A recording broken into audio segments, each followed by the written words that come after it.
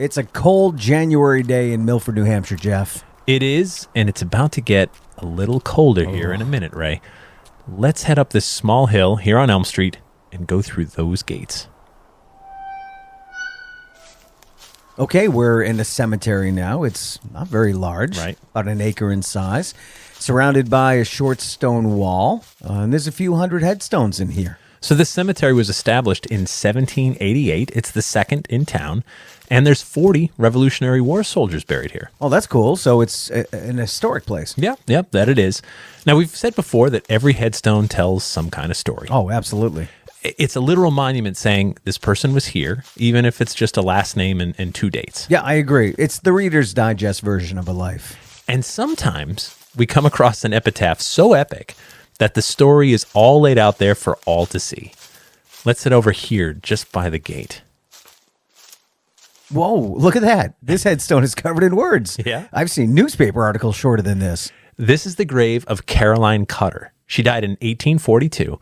What follows is a diatribe of venom, making this not only the longest epitaph we've ever seen, but maybe one of New England's few hate stones.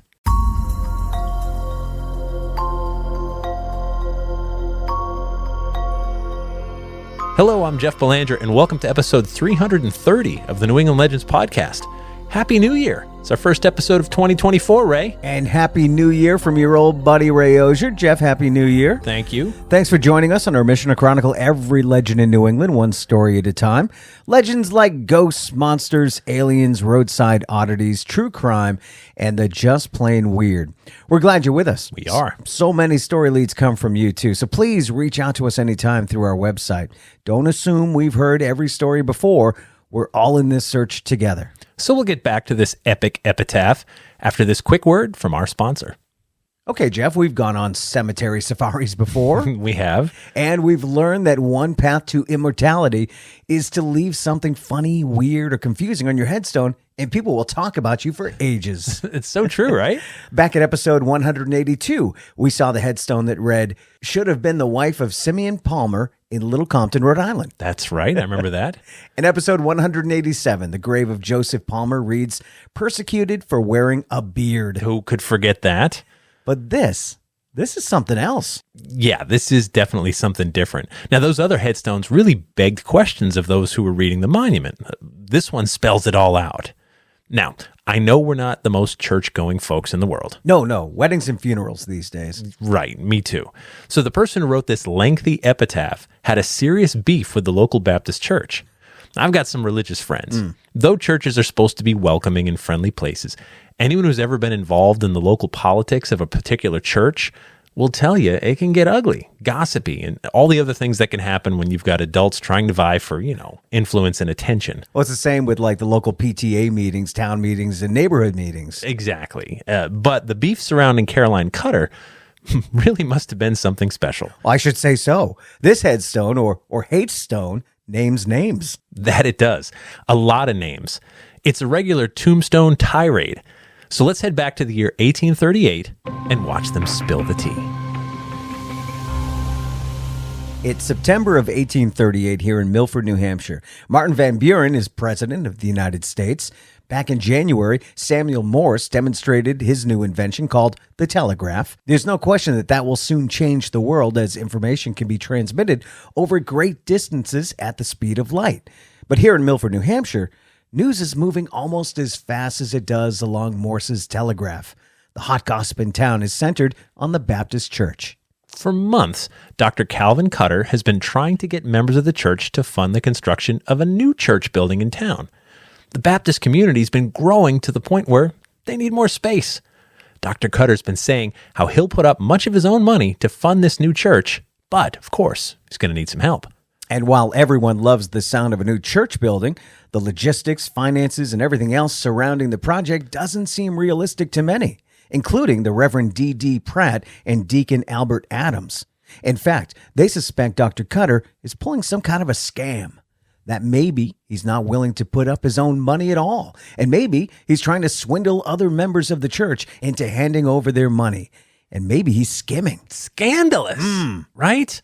So at first, the Reverend and the deacon try to talk to Dr. Cutter. They reason maybe they should lead these fundraising efforts themselves. But Dr. Cutter isn't giving up, and his wife Caroline is behind him. She's doing all she can to rally support in the church among the wives who will hopefully influence their husbands. The effort is dividing the church, too. Now, some perceive this as some kind of power play by the Cutters to try to gain more influence in the new church. Others suspect Dr. Cutter is really some kind of shyster. It's now September. The Reverend D.D. Pratt and Deacon Albert Adams have had enough. They accuse Caroline Cutter of lying in a church meeting. The scandal rocks the church community here in Milford. Pretty soon, the church committee meets and decides to kick the Cutters out of the church without giving them a chance to defend themselves. Once they're shunned by the church, Caroline becomes despondent. And these kinds of things happen all the time in church communities. There's a disagreement on direction, internal power struggles, and sometimes people quit the church. Others get kicked out. But the Cutters never forgave their Baptist foes. Caroline Cutter is a broken shell of a person. She soon takes ill and passes away. Meanwhile, her husband Calvin is as furious as ever at their former church. He can't let his rage go. Caroline's casket is brought to the burying grounds and laid to rest. But Dr. Cutter has one more protest to make, one more statement, and it's a big one. He has the gravediggers place this headstone he commissioned over his wife's grave. Wow, look at all those words. Go ahead, give it a read, Ray. Okay. It says, Caroline H., wife of Calvin Cutter, M.D., murdered by the Baptist ministry and Baptist churches as follows. September 28, 1838, aged 33. She was accused of lying in church meeting by the Reverend D.D. Pratt and Deacon Albert Adams, was condemned by the church unheard. She was reduced to poverty by Deacon William Wallace when an ex parte council was asked of the Milford Baptist Church by the advice of their committee, George Raymond, Calvin Averill, and Andrew Hutchinson. They voted not to receive any communication on the subject. The Reverend Mark Carpenter said he thought, as the good old deacon said, "We've got Cutter down, and it's best to keep him down." The intentional and malicious destruction of her character and happiness as above described destroyed her life. Her last words upon the subject were, "Tell the truth, and the iniquity will come out." That is 150 words of fury. Wow. A tombstone tirade. We can only hope the person who carved the headstone was paid by the word. And that he didn't make any mistakes and have to start over, right? Yeah. I mean, looking at this stone, I don't think you could have squeezed so much as another comma in there. No, not at all. So an ex parte council is like an emergency meeting where a ruling body, usually, like a court of law, would make a quick decision without having all the facts. Those legal decisions are supposed to be temporary until such time as a proper hearing can take place. But that's not what happened here. I can only imagine this furious epitaph must have been a thorn in the sides of everyone named on here. Talk about spite, right? Yeah. I mean, on the one hand, that's quite a middle finger sitting here in the middle of Milford. But on the other hand, Dr. Cutter isn't exactly husband of the year for this move. No. No mention of beloved wife, good neighbor, or anything like that. It's just one more opportunity to air his grievance. And that brings us back to today. As we said, this story isn't unique. Church communities see this kind of thing all the time, but airing it out on a headstone for all to see, that is unique. And Dr. Cutter got his wish. Here we are still talking about it. We see these names, and none of these people are left alive to defend themselves. There's one more Cutter headstone here worth talking about. Definitely. And it's just a couple feet away from Caroline. So it's not really a headstone because this person isn't buried here. It's just a monument. Right. After Caroline Cutter died, Calvin Cutter remarried a woman named Carrie Hall. The two had a daughter, July 28th, 1842, and the daughter was also named Carrie. Sadly, Carrie, the mom, died about a month after childbirth. But her namesake and daughter went on to some acclaim. In 1861, while her father was serving as a surgeon with the 21st Massachusetts Volunteers in the Civil War, Carrie joined her dad as a nurse. She served in battle zones and aboard ships. She worked tirelessly. Now, sadly, she died from a fever when she was only 19 years old. None other than General Burnsides himself ordered that Caroline Cutter be buried with full military honors. She's buried in New Bern, North Carolina. And this monument sits here in Milford, the town of her birth. The story is printed on the plaque, as we mentioned, just a few feet from Caroline Cutter. Lots of words on both, but two wildly different stories. That's for sure. And the amazing thing to me is Caroline's headstone is nothing but small town church gossip. I mean, if I were at some kind of cocktail party and someone was spilling all this tea, naming names from their local church, I would literally walk away from that discussion simply because I don't care, right? It doesn't affect me. I don't know the whole story. I don't know these people. It's not my problem. But man, oh man, if they put that discussion on a headstone, now you have our full attention.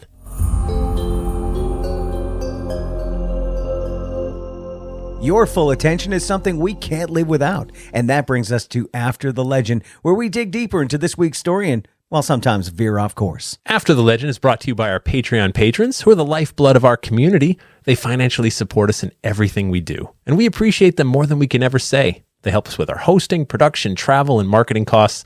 This is the way the world is going. You have the power to make shows like ours more successful and long-running by helping the cause. All we ask is $3 per month, and for that you get early ad-free access to new episodes, plus bonus episodes and content that no one else gets to hear. You even get your own unique podcast feeds, so you can get those episodes in whatever podcast app you use. To sign up, head to patreon.com/New England Legends. We'd consider it your holiday gift to us. And to see some pictures of Caroline Cutter's epic hate stone, as opposed to headstone, click on the link in our episode description or go to our website and click on episode 330. How is that for an epitaph? It's awesome because, you know, if you're an angry person, it's just one last kick to the groin of Milford and then the people that live there. And of course, those people are all long dead. Right. I wonder, do you think... But their ancestors are still there. Could be. So you were sort of throwing a curse on generations. Yeah, imagine be like, oh yeah, that reverend, that was my great-great-grandfather. Like, what a jerk. Yeah. You know, or I don't know, maybe he was in the right. Right, but who left the final message? You almost believe what you read, obviously. And if the deacon didn't leave anything behind... Well, I'm sure when that headstone was put up in town, all those people were very much alive, very active. Oh, sure, at the moment, yeah. Like their families buried in the same boneyard, the whole thing, right? Yeah. And then those cocktail parties I would have wanted to go to, right? Like, you're just like, oh, you're the one mentioned in that headstone. I just saw that last week. She died last year. What's up with that? Yeah. What happened? And you could be like, well, you know, they were in the wrong. Or were they? Because that's in stone. Well, these are men of the church too, so they can't go take the thing down or break it, or because there's rules about cemeteries and they had to. That must just had to let it sit there. Imagine your name's in there, like Ray Auger said this and that, and he's a jerk, and he wouldn't even hear my side of the story. And you could be totally in the right, sure. Right? I mean, if they were a shyster, if they were stealing money from the community, of course you kick them out, right? You want none of that. But your side of the story doesn't get put on the headstone. Like you got to put the headstone next to it and be like, okay, this is our version.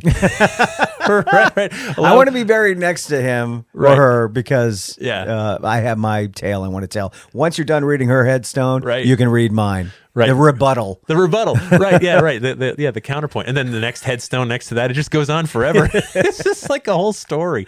And we have that, by the way. How? Social media. Right. Lives on forever. You post something, it's there. Yeah, you don't get into college because of some stupid stuff you posted in high school. And yeah, you're right. So there was a gap. There was a gap between what they did with headstones and social media. Yeah. And we brought it back. How foolish are we? But think about it. When you see something in stone, when it's in stone. Well, we say it. It's a phrase. It's literally an expression. Like, it's not like it's carved in stone. No, that's carved in stone. 150 words. And please go to our website and look at the photo. Yeah. Because you no joke, if you've wanted to put like one more word on there, you couldn't. It is completely full. Yeah. This whole story. And it demands attention. If you're walking, and it's right by the gate, as soon as you walk in. So if you're strolling the cemetery and you're looking like, oh, Jones from this year to that year or whatever, and you're just like, that's a lot of words. What's this? It forces you to come over and read it because there's a whole newspaper article there. Right. This guy could have went down to town hall or town square with signs. Yeah. And he could have picketed. Maybe he did that too. Maybe. But he ended up with like, this is tiring. Yeah. I'm just going to put it on stone. On my wife. Like, I'm not going to tell her story. I'm just going to say that's another thing. Yeah. Was she a good wife? Did you enjoy your time together? Was she a pleasant neighbor like we mentioned? She went down swinging for you there, Dr. Cutter, right? But you took that last opportunity instead of immortalizing her in some way. You thought you'd just air your grievance one last time. Imagine meeting her in heaven years later. Thanks. Yeah, appreciate it. You know, they did a podcast about me, you jerk. What's a podcast? It's never mind, but they did it. Is that because ghosts or people in heaven can see in the future? I don't know. Oh, have you ever explored that idea? I don't know. Maybe, you know. Yeah. That's different. That's way a whole different thing. Way above my pay grade. Okay. Yeah. I don't know. But I do know. Or she's sitting there at the cemetery. Like just either laughing because she agrees with it, or Yeah. but really they get the last word. Yep. Because it's literally the last Set in word. stone. It's on a headstone. Where does set in stone come from? Do you think it's like cave drawings or just your ideas? Or is it something like this, like headstones, because your epitaph is on a headstone? It's got to be. Like, you can't argue with a damn stone. Yeah. You know what I mean? Like with newspapers, you could crumple it up and burn it, right? If you're mad at it, Right. or whatever. Run around town burning every newspaper article. Yeah, or burn books you disagree with. Right. Oh wait, too soon. But this, my goodness gracious, this thing just calls out from the past. You can burn your iPhone, but it's not really going to help get rid of the stuff that's on social media. You put on social media. That's true. Yeah. So anyway, no, I think this is just something, and I wonder if we've inspired anybody out there. To what? To do this? On their headstone. We've changed people's minds about what headstone should be. Yeah, right. Instead of just like, oh, beloved mother, wife, husband, family person, whatever. It's just like, now it's an opportunity to air it out one more time. So listen, my stupid husband, I told him over and over and over again to use a ladder properly. He keeps using the broken one, and look what happened. He's in the ground. Rest in peace. Rest in peace. Just so y'all know what happened. Yeah, right. I didn't kill him. He was dumb. He was drunk on the ladder. He tripped down the stairs. Yeah. That was all him. I wasn't even home at the time.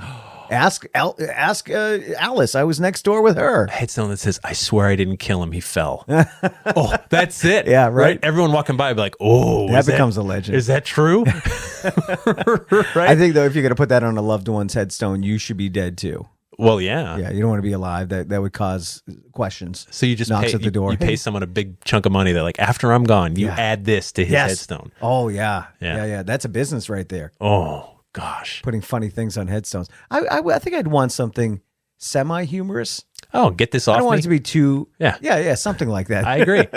Have you seen... I don't know. I mean, I spent a lot of time in cemeteries. We're in a few these days. Modern ones now, you've got like... silk screen, not silk screen, but it's like burned images of the person. Oh yeah, like you can do as detailed of an image as you want. Yeah. On any headstone, right? You can do some really funky stuff now.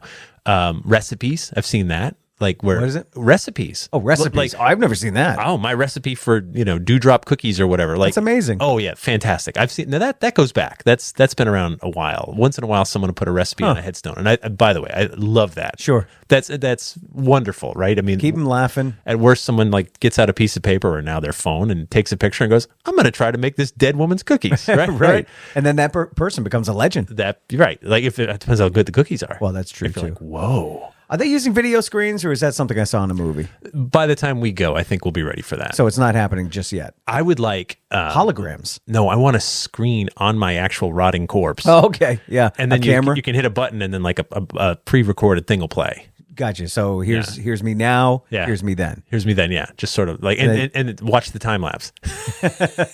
Day 1, day 2, day 3. Oh, that's funny. Could be pretty epic. Could be educational, actually. I think it would be fantastic. Sounds expensive. Keep a camera running for decades. Yeah. But you just sold out of a book though. You've got the money. Yeah. Well, here's hoping. But what can I do with my newfound dozens of dollars? Your wife would love that, wouldn't she? Yeah. Hey, I've got an idea. Yeah. I made some extra money. Yeah. We're putting a camera in the coffin. Think about it. The funeral business has been stagnant for how many centuries? We need to shake things up. We're going to move this forward boldly. We're going to get the cameras in there. Yeah. The directors would appreciate that. They're doing the same thing day after day after day. Here's a coffin. Yeah. Here's some flowers. Yeah. Yeah, we need Rest to mix in it peace, beloved, whoever. All right. Well, folks, there's your challenge. We've got a lot of epitaphs out there. And if you want to be remembered and talked about forever, if you want to be immortal, Ray, just put something really, really memorable on your headstone. Be sure to subscribe to our podcast if you haven't already. Another big way to help us is to post a review. Those reviews help raise us up in a crowded sea of podcasts. And then tell a friend or two about our show. And check out our super secret Facebook group. Share our episodes on social media. All of that goes a long way in building our community. We'd like to thank our sponsors. Thank you so very much to our Patreon patrons. And our theme music is by John Judd. Until next time, remember, The bazaar is closer than you think.